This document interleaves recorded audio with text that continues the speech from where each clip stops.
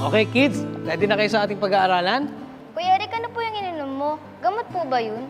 May sakit po ba kayo kaya kailangan niyo pong uminom ng gamot? Naku, hindi. Supplements ko yun, mga bata. Supplement?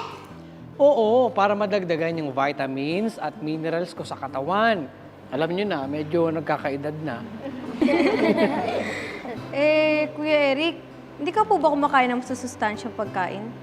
Kumakain naman, kaya lang hindi rin sapat eh. Kaya yung food supplements ang nagpupuno nun. Kasi hindi ko rin na-achieve yung RDA o Recommended Daily Allowance para masabing well-balanced yung kinakain ko. Yun po pala yung dapat naming malaman para sapat din po yung nutrisyon na nakukuha namin sa kinakain namin sa isang araw. Oo, yun nga yun. Di dapat uminom din po kami niyan, Kuya Eric. Yun ang aalamin natin ngayon. Pag-aaralan natin kung mabuti ba sa inyong mga bata ang uminom ng food supplements at alamin din natin kung sapat ba yung mga nutrisyon na nakukuha ninyo sa inyong kinakain sa araw-araw. Excited na po akong malaman yan para tumaba naman po si Lexter.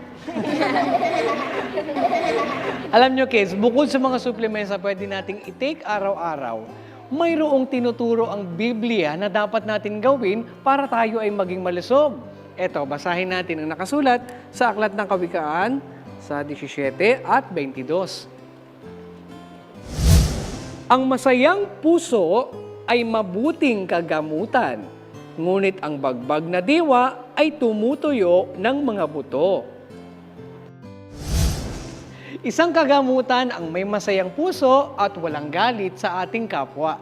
Kung tayo po ay may masayang puso, lagi masigla ang ating katawan. At yan ang ating verse of the day.